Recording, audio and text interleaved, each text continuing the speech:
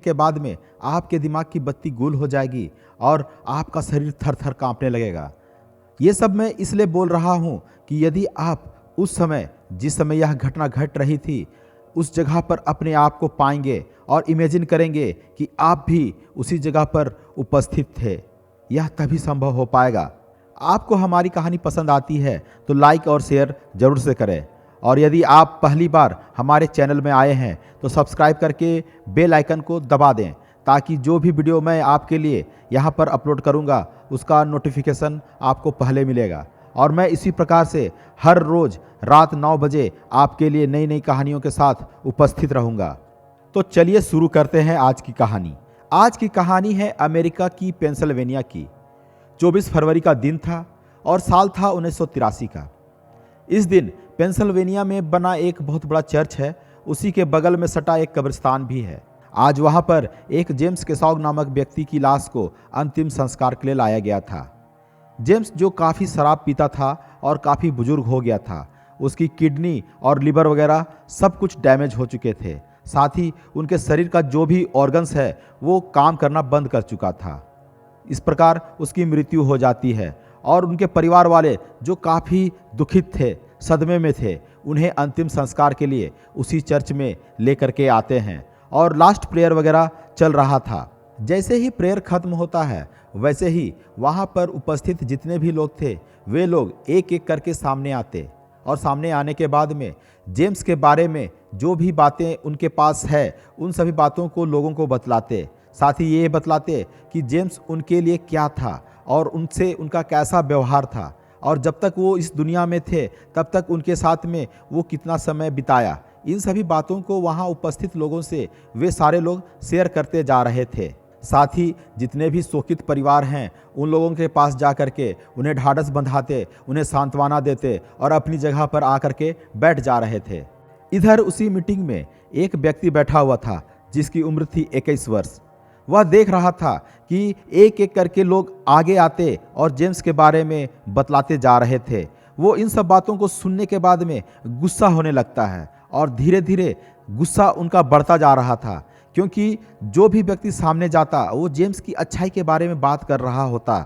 इसलिए उसे इतना ज़्यादा गुस्सा आ रहा था, वो अपनी मुट्ठियों को इस तरह से कस रहा था कि मानो अभी वो उठेगा और उस व्यक्ति को घूंसे वगैरह मार करके जान से मार ही डालेगा। वो ऐसा इसलिए कर रहा था क्योंकि जो भी व्यक्ति सामने जाता वो जेम्स की अच्छाई के बारे में बात करता, और जैसे ही बोलता कि वो कितना अच्छा व्यक्ति था, उसने ऐसे किए, उसने वैसे किए। साथ ही कुछ लोग ऐसे भी बोलते आ रहे थे कि काश वो हमारे बीच में अब भी रहते, वो इतने जल्दी क्यों चले गए, वगैरह वगैरह। इन सभी बातों को सुनने के बाद में उनके अंदर में जो कुछ भी हो रहा था वो काफ़ी गुस्सैल तरीके से बढ़ता जा रहा था। अब एक एक करके सारे लोग बोल चुके थे, अब उस व्यक्ति की बारी थी। अब वो व्यक्ति उठता है और सामने जाता है। सामने जाने के बाद में माइक वगैरह पकड़ लेता है। पकड़ने के बाद में जो बगल में जेम्स की डेड बॉडी रखी हुई थी उसे वो ध्यान से देखता है, और अचानक ही उनकी आंखों से आंसू बहने लगते हैं। यह लड़का कोई और नहीं बल्कि डॉन डेकर था, और यह मरने वाला व्यक्ति डॉन डेकर के दादाजी थे। इधर डॉन डेकर के बहते हुए आंसू और उनकी परिस्थिति को देख करके वहाँ पर उपस्थित लोग आपस में बात करने लगते हैं। वे लोग कहने लगते हैं कि बेचारा, इन पर क्या बीत रही होगी, इन्हें क्या ही सदमा लगा होगा। ये सब चर्चा हो ही रहा था कि अचानक से डॉन डेकर बोलना शुरू करता है, और उनकी बातों को सुन करके जितने भी लोग वहाँ पर उपस्थित थे वे सारे लोगों का दिमाग खराब हो जाता है और कईयों के तो रोंगटे खड़े हो जाते हैं। इधर डॉन डेकर कह रहा था कि मेरी आंखों से बहने वाले ये आंसू दुख के आंसू नहीं बल्कि खुशी के आंसू है, क्योंकि मैं आज बहुत खुश हूँ कि हमारे बीच से ये व्यक्ति चला गया, क्योंकि ये इंसान नहीं बल्कि एक डेविल था। जी हाँ, ये एक डेविल था, और मैं तो चाहता था कि ये बहुत पहले ही चला जाए, देर से ही सही, लेकिन वो व्यक्ति आज हमारे बीच से चला गया। इस बात से मैं आज बहुत ही खुश हूँ। इधर डॉन डेकर इन सब बातों को लोगों के सामने रख ही रहा था कि आवाज़ उठनी शुरू हो गई। उनमें से कई एक लोग तो यह कहने लग गए कि अरे, तुम्हें इस प्रकार की बातें नहीं बोलनी चाहिए, तुम्हें पता भी है कि तुम यह सब क्या कह रहे हो। और कुछ लोग तो यह भी जानना चाह रहे थे कि आखिर डॉन डेकर इस तरह की बातें क्यों कर रहा है, क्या इसके पीछे कुछ राज है। इसी फुसफुसाहट के बीच में डॉन डेकर कहता है कि आज मैं जो कह रहा हूं वो बिल्कुल ही सच है। मैं तो चाहता ही था यह व्यक्ति पहले ही मर जाए, क्योंकि मैं पहले से जानता था कि यह व्यक्ति इंसान नहीं बल्कि डेविल है। डेविल आज मैं आपको यहाँ पर से खड़े खड़े बतलाना चाहूँगा। यह तकरीबन 15 साल पुरानी बात है। जी हाँ, जिस वक्त मैं 6 साल का था तभी से मेरे इसी दादाजी ने मेरे साथ यौन शोषण शुरू कर दिया था, और इस वजह से मेरी जो मानसिक संतुलन है वो पूरी तरह से बिगड़ गई थी और मैं बिल्कुल भी अपने दिमागी तौर से ठीक नहीं था। इन सब बातों को सुनने के बाद में वहाँ पर उपस्थित लोग और डॉन डेकर के जितने भी परिवार के सदस्य थे वे सारे लोग हिल जाते हैं और वे लोग सोचने लगते हैं कि आखिर यह आज के दिन में ही ऐसा क्यों बतला रहा है, इसे तो पहले भी बतला देना चाहिए था। लेकिन कुछ लोगों ने यह भी सोचा कि शायद उसे शर्म आ रही थी या फिर वो नहीं चाहता था कि बाहर इनके दादाजी की बदनामी हो या खुद की बदनामी हो, इसलिए वो पहले नहीं बतलाया। और शायद इसलिए भी आज का दिन उसने चुना क्योंकि उसके दादाजी अभी जीवित नहीं है बल्कि वो मर चुके हैं और आज उसे दफनाया जाने वाला है। इधर डॉन डेकर भी कोई दूध का धुला नहीं था। वह हमेशा चोरी चमारी और उठाईगिरी किया करता था। किसी के घर जाता और कोई सामान उठा करके ले जाता, और इसी कारण से वो अभी जेल में बंद था और अपने दादाजी के अंतिम संस्कार के लिए 5 दिनों के पैरोल में बाहर आया हुआ था। और 5 दिन जैसे खत्म होते फिर उसे जेल में जाना पड़ता। इन सभी घटना के बाद में वो अपने घर तो जा नहीं सकता था, क्योंकि घर जाने पर उसके जो घर वाले हैं तरह तरह के सवाल करेंगे, उनके बारे में जानना चाहेंगे कि आखिर तुमने दादाजी के बारे में ऐसा क्यों कहा। साथ ही ये भी कहेंगे ये सब बातें उनके जीवित रहते ही कहना था या फिर कम से कम तुम्हें ये सब बातें बहुत पहले ही बतानी थी, या फिर ये भी कहेंगे कि तुम वहाँ पर जिस वक्त सारे लोग मौजूद थे उस सब में नहीं बतला करके कम से कम घर लौट करके अपने परिवार वालों के सामने में इन सब बातों को रखना था। इन सभी सवालों को सोच करके डॉन डेकर वहाँ पर अंतिम संस्कार पूरी होने के बाद में अपने घर नहीं जाता है, बल्कि कब्रिस्तान में मौजूद बॉब और जेनी कैफर के यहाँ जा कर के मिलता है और उनसे कहता है कि यार आज मैं अपने घर नहीं जा रहा हूँ, आज हम तुम्हारे यहाँ जाएंगे और तीनों मिल करके पार्टी वार्टी करते हैं। तब ये तीनों डिसाइड करते हैं कि ठीक है चलो हमारे घर। फिर वे लोग अपनी गाड़ी निकालते हैं और वहाँ से सीधे अपने घर पहुँच जाते हैं। बॉब और जेनी कैफर वे लोग एक किराए के घर में रह रहे थे।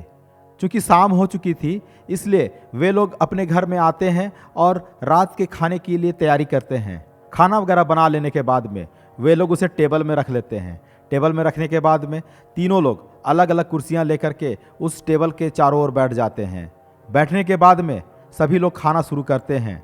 इधर डॉन डेकर भी खाने की कोशिश कर रहा होता है, लेकिन वे लोग देखते हैं कि वो चाह करके भी खाना नहीं खा पा रहा है। और तभी अचानक से उसने अपने हाथों को टेबल पे दे मारा। जैसे ही टेबल पर डॉन डेकर के हाथ पड़ते हैं वो सारा खाना उछल करके नीचे की ओर गिर जाता है।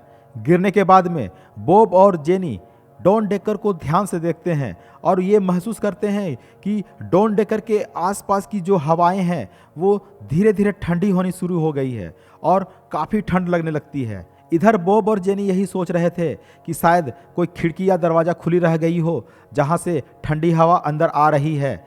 वे लोग उठते हैं और सभी खिड़कियां और दरवाज़ों को देखते हैं, लेकिन वे सारी तो बंद थी। इधर संतुष्ट होने के बाद में वे लोग डॉन डेकर के पास पहुंचते हैं। अब जैसे ही डॉन डेकर के पास पहुंचते हैं बॉब ने यह बात नोटिस की कि डॉन डेकर जिस कुर्सी पर बैठा हुआ था वो कुर्सी तो उसके नीचे से गायब है और इस प्रकार से डॉन डेकर हवा में लटक रहा है। अब इस चीज़ को देख करके वे लोग घबरा जाते हैं और जब डॉन डेकर को लोग ध्यान से देखते हैं तो डॉन डेकर टेबल पे हाथ रखे हुए है और उन्हीं दोनों लोगों को वो भी देख रहा है कि तभी अचानक से छत से कुछ पानी की बूंदें गिरने लग जाती है और वो तेज़ी से गिरने लग जाती है। अब ये सब देखने के बाद में बॉब और जेनी भी माथा पकड़ लेते हैं और वे लोग कहते हैं कि यार ये क्या बला है, एक तो ये हवा में उड़ रहा है और ऊपर से ये छत से पानी भी बरस रही है। इसके बाद वे लोग परेशान हो जाते हैं और तभी जेनी अपने उस घर के मालिक को कॉल करता है और उसे कहता है कि भाई साहब आप जल्दी से यहाँ पर आ जाओ, यहाँ पर टंकी से शायद पानी लीक हो रही है। जैसे ही उस घर के मालिक रोन वैन वाइस से बात होती है, वो उनसे कहता है कि ठीक है, मैं थोड़ी देर में वहाँ पर आ रहा हूँ। इसके कुछ ही देर बाद वो अपने उस घर पर पहुँच जाता है जहाँ पर बॉब और जेनी रहते थे। जैसे ही वो कमरे के अंदर जाता है तो देखता है कि कमरे के बीचों बीच जो टेबल लगी हुई है उस जगह पर डॉन डेकर बैठा हुआ है और पानी उसी के ऊपर से छत से बह रहा है। लेकिन वो अपने आप को बचाने का प्रयास नहीं कर रहा है, बल्कि वो वहीं बैठा हुआ इधर उधर देख रहा था। इधर जैसे ही रोन ने बॉब और जेनी को देखा तो वे लोग उसी कमरे के किनारे किनारे में खड़े हैं और अपने आप को उस पानी से बचाने का प्रयास कर रहे हैं। रोन को अंदर आए हुए देखने के बाद में बॉब और जेनी रोन से कहते हैं कि भाई साहब देखिए, आपका यह छत इस प्रकार से बह रहा है, ऊपर से पानी आ रही है, क्या पता ऊपर में पाइप वगैरह लगी हुई है और वो लीकेज हो गई है। इस पर रोन उनसे कहता है कि ये देखो, मेरे पास में इस घर के ब्लूप्रिंट्स है और जिस जगह पर बारिश हो रही है उस जगह पर कहीं पर भी पाइप नहीं लगे हुए हैं। इस पर वे दोनों चौंक जाते हैं। फिर रोन ने यह नोटिस करी कि वो पानी जो है वो सिर्फ उस टेबल के ऊपर छत से गिर रही थी और गिरने के बाद में नीचे फर्श पर चलते हुए इधर उधर जा रही थी और उस फर्श से सटे हुए दीवार से हो करके ऊपर की ओर बढ़ रही थी। यह काफ़ी हैरान करने वाली बात थी। उसने यह भी देखा कि पानी ऊपर से नीचे गिरती है और नीचे दीवार से चढ़ते हुए ऊपर जाती है और वही पानी फिर से नीचे की ओर आ रही थी। अब इन तीनों लोगों को ये बातें हैरान कर रही थी कि तुरंत ही रोन ने अपनी वाइफ रोमेन को फ़ोन किया और साथ ही एक पुलिस वाले को फ़ोन किया। थोड़ी देर बाद में रोमेन भी वहाँ पहुँच जाती है और पीछे से एक पेट्रोलमैन जिनका नाम रिचर्ड वल्बर्ट है वो भी उस जगह पर पहुँच जाता है। अब ये सारे लोग उस जगह का नज़ारा देख करके परेशान हो उठते हैं। वे लोग सोचते हैं कि ये तो फिजिक्स के नियमों के खिलाफ हो रहा है। ऊपर से बारिश नीचे आ रही है और चलते हुए उस दीवार से होकर के ऊपर की ओर जा रही है। उधर रिचर्ड वेल्बर्ट के साथ भी एक और पुलिसकर्मी आया हुआ था। उन दोनों ने डिसाइड किया कि क्यों ना हम इनके बारे में अपने चीफ को रिपोर्ट करें और उन लोगों ने ऐसा ही किया। इसके बाद रोन की वाइफ रोमेन बॉब और जेनी से कहती है कि आखिर ये लड़का कौन है और इस प्रकार से बैठा हुआ है और ये ऐसा क्या कर रहा है। इस पर बॉब और जेनी उनसे कहते हैं कि ये डॉन डेकर है और इसने आज ही अपने दादाजी को दफना करके सीधे यहाँ पर हमारे साथ रात में रहने के लिए आया हुआ है। इधर पुलिस वाले अब वहाँ पर छानबीन करने में लग जाते हैं और जैसे ही अंदर की ओर आता है और अंदर आने के बाद में वो फर्श की ओर देखता है तो वो भी चौंक जाता है कि यहाँ तो ग्रेविटी का पूरा नियम उलट गया है और पानी ऊपर की ओर बह रहा है। लेकिन वो एक और बात को नोटिस करता है कि फर्श में जो पानी इधर उधर चल रहा है वो पानी दरअसल इधर उधर फैलते हुए दीवारों की ओर चढ़ता तो जा रहा है, लेकिन उसमें से कुछ धुआं जैसा दिखलाई दे रहा है। वो उस धुएं को देखते देखते उस जगह की तलाश करता है कि ये धुआं आखिर आ कहाँ से रहा है। तो वो देखता है कि एक बाथरूम की ओर से धुआं उसे दिखाई दे रहा है। वो उस ओर बढ़ता है और उस बाथरूम का दरवाज़ा खोलता है। जैसे ही वो बाथरूम का दरवाज़ा खोलता है तो वहाँ पर बहुत सारा धुआं पहले से भरा हुआ था। वो धुआं बाहर दरवाज़ा खुलते ही बाहर की ओर निकल जाता है। इसके बाद वो ध्यान देता है कि ये धुआं आखिर आ कहाँ से रहा है। तब उसे पता चलता है कि जो पानी का शावर होता है उस जगह से वो धुआं नीचे की ओर बह रहा है। वो सीधे जा कर के उस शावर वाले टैप को बंद करना चाहता है, लेकिन वो टैप तो पहले से ही बंद था। अब वो समझ जाता है कि बंद होने के बावजूद भी यहाँ से धुआं बाहर की ओर आ रहा है। एक पुलिस वाला अब डॉन डेकर के पास जाता है और उससे पूछताछ करता है, लेकिन वो कुछ नहीं बतला पाता है। फिर उसने नोटिस करी कि ये तो वाकई में हवा में बैठा हुआ है, इसके नीचे से कुर्सी गायब है, आखिर क्या चक्कर है। फिर ये दोनों पुलिस वाले उस घर से बाहर निकल जाते हैं। पुलिस वालों के जाते ही रोन की पत्नी रोमेन उनसे कहती है कि बॉब, एक काम करो कि तुम लोग बाहर जाओ और बाहर से कुछ खा पी लो, क्योंकि तुम्हारा खाना तो यहाँ बिखरा पड़ा है और वैसे भी तुम सारे लोग भूखे हो। इसके बाद वे लोग डॉन डेकर को लेकर के बाहर की ओर निकल जाते हैं। घर से कुछ दूरी पर ही एक रेस्टोरेंट था। ये रेस्टोरेंट बॉब और जेनी की बहुत अच्छी फ्रेंड पैम क्रॉफैनो का था। वो लोग जैसे ही रेस्टोरेंट के अंदर जाते हैं, पैम उनसे पूछती है कि तुम लोगों को क्या खाना है, और वो उनसे उनका ऑर्डर ले रही होती है। फिर उन्हें एहसास होता है कि यहाँ कुछ गड़बड़ है, और फिर वो उनसे कहती है कि ठीक है, तुम लोग टेबल पर बैठो। अब जैसे ही डॉन डेकर टेबल पर बैठता है और ठीक उसी प्रकार से उस टेबल पर अपनी हाथ रखता है कि तुरंत ही उसी टेबल के ऊपर छत से वैसे ही बारिश शुरू हो जाती है।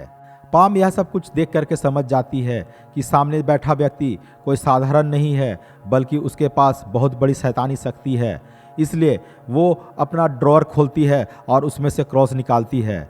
पाम चूंकि खुद एक रिचुअल लेडी थी और ऐसी चीज़ों को वो बहुत आसानी से समझ पा रही थी। वो हमेशा चर्च जाया करती थी और अपने भगवान पर पूरा भरोसा करती थी, जिसकी वजह से उनके पास भी बहुत सारी शक्तियाँ आ चुकी थी।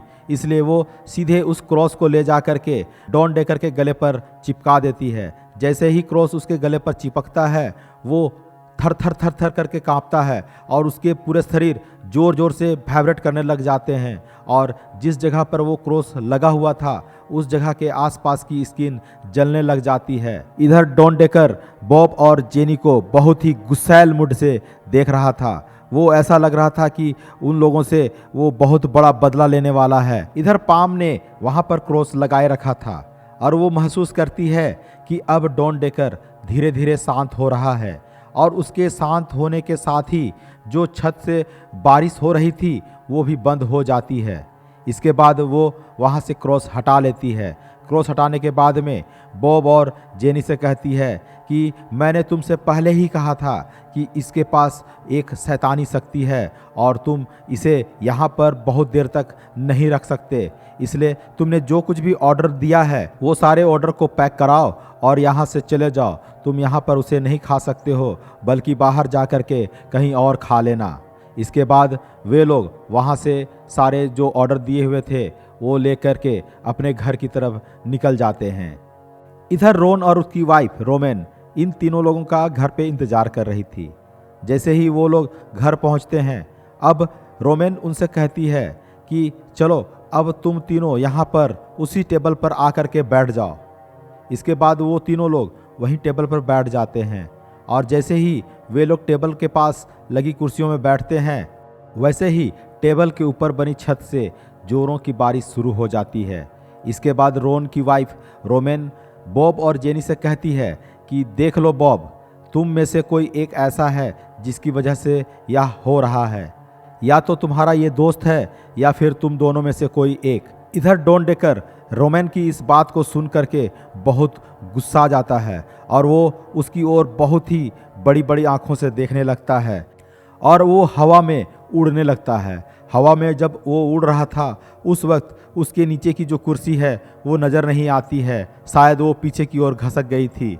इसके बाद धीरे धीरे वो रोन की तरफ देखने लगता है और रोन को इस नज़र से देखता है कि अचानक रोन को एक झटका लगता है और वो पीछे लगी दीवार पर जाकर टकरा जाता है, और टकराने के बाद में उसे काफ़ी छोटी बड़ी चोटें पीछे की ओर लगती है और वो नीचे गिर जाता है। नीचे गिरने के बाद में उसके शरीर से यहाँ वहाँ से खून बहने लग जाते हैं कि तभी अचानक डोरबेल बजती है, और जैसे ही डोरबेल बजती है सभी लोगों का ध्यान उधर चला जाता है। इधर रोमेन अपने पति रोन को संभाल रही थी और उधर बॉब जाकर के दरवाज़ा खोलता है। जैसे ही उसने दरवाज़ा खोला तो सामने में 3 पुलिस वाले खड़े थे, जिनमें से एक पुलिस वाला जो उनका चीफ था वो 2 पुलिस वालों के साथ जो पहले आए हुए थे उनके साथ अंदर आता है। और जैसे ही अंदर आता है तो वो भी देखता है कि यहाँ पर तो बहुत ही ज़ोरों से बारिश हो रही है और वो सिर्फ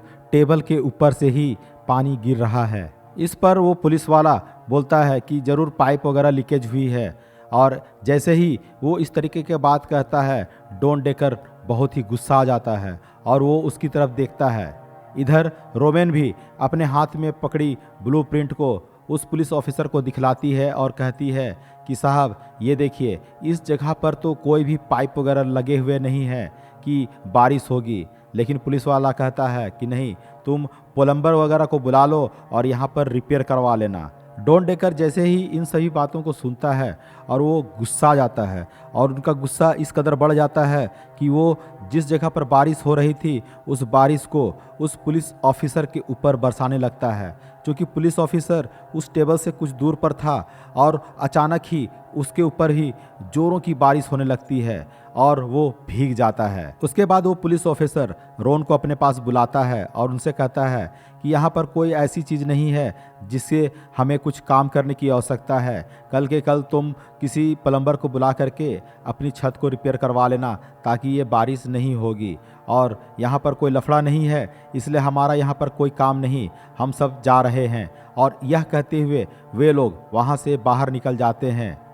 अब उस घर में रोन और उसकी पत्नी रोमेन और बॉब के साथ में जेनी और ये डॉन डेकर ही रह जाता है, क्योंकि काफ़ी रात हो चुकी थी और वो लोग इस सब बातों में चर्चा करते हुए रात बिता देते हैं। किसी प्रकार सुबह होती है। सुबह होते ही वहाँ वो पुलिस वाले फिर से आ जाते हैं। उनमें से एक जो बड़ा पुलिस ऑफिसर था, जो कल रात यह कह करके गया था इससे हमारा कोई लेना देना नहीं है, तुम इसकी जांच नहीं करोगे, वो भी अपने साथ कुछ पुलिस ऑफिसर को लेकर के यहाँ पर दोबारा से आ गए थे। जैसे ही वो अंदर जाते हैं, अंदर जाने के बाद देखते हैं कि बहुत तेज़ी से बारिश हो रही है और सभी लोग कोने में खड़े हैं और अपने आप को बचाने का प्रयास कर रहे हैं। अब पुलिस वाले रोन और उसकी पत्नी रोमेन और बॉब और जेनी को अपने पास बुलाते हैं और उनसे कहते हैं कि हमारे पास एक तरीका है, तो क्यों ना हम डॉन डेकर के ऊपर एक एक्सपेरिमेंट करें। हम देखना चाहेंगे कि आखिर यह बारिश कैसे हो रही है। वे लोग डॉन डेकर के पास जाते हैं। डॉन डेकर उनसे नॉर्मल होकर के बात करता है। बात करते करते वो कहता है कि आखिर आप लोग क्या चाहते हैं। इस पर पुलिस वाले कहते हैं कि ऐसा है कि हम तुम्हारे चेहरे को एक थैला से ढकेंगे और देखना चाहते हैं कि आखिर यहाँ कोई दिक्कत है या नहीं। इस पर डॉन डेकर तैयार हो जाता है और फिर डॉन डेकर के सर पर एक थैला नुमा कपड़ा ढक दिया जाता है।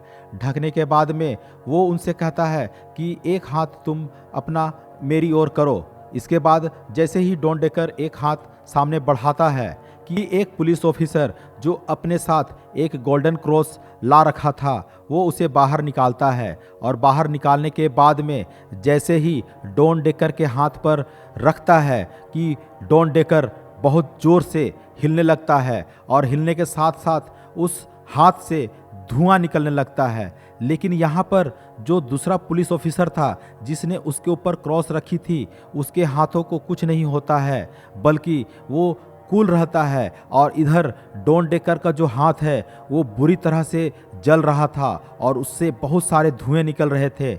इतना ही नहीं, इस वक्त में डॉन डेकर के पैर इधर उधर मूव कर रहे थे और उसका दूसरा हाथ पूरी तरह से घूम फिर रहा था और उसके जो चेहरे हैं वो अलग अलग शेप ले रहे थे। इसके साथ ही वो एक झटके से दीवार की ओर चला जाता है और उसके हाथ जो पुलिस ऑफिसर के साथ चिपके हुए थे वहाँ से वो छूट जाता है। इसके बाद में वो थोड़ा नॉर्मल हो जाता है। अब पुलिस ऑफिसर ने गौर किया कि उसके गर्दन पर 3 अलग अलग खरोच के निशान दिख रहे थे।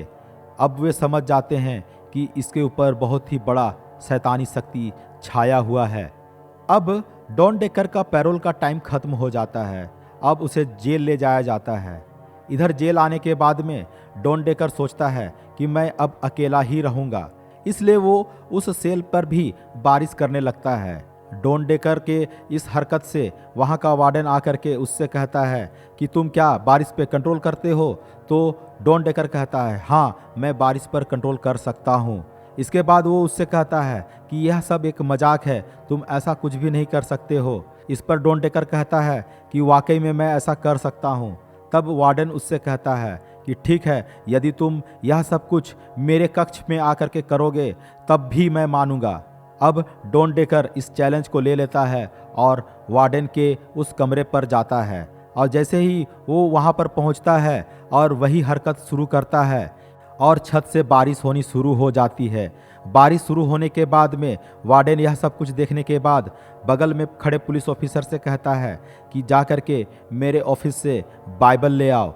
वो बाइबल लेकर के आता है और जैसे ही उसने बाइबल खोल करके डॉन डेकर के कान में पढ़नी शुरू की, वैसे ही देखता है कि अचानक बारिश कम होने लग रही है। साथ ही डॉन डेकर की जो शक्तियां हैं वो धीरे धीरे खत्म होती जा रही है और धीरे धीरे करके वो नॉर्मल होता जा रहा है। फिर अचानक से उसने ध्यान दिया कि डॉन डेकर के जो आंखें हैं वो पूरी तरह से सफ़ेद हो गई है और फिर वो पूरी तरह से नॉर्मल हो चुका था। इस सब के पीछे सिर्फ और सिर्फ डॉन डेकर के दादाजी की आत्मा का ही हाथ था और वो अब इस शरीर को छोड़ करके वहाँ से चला गया था।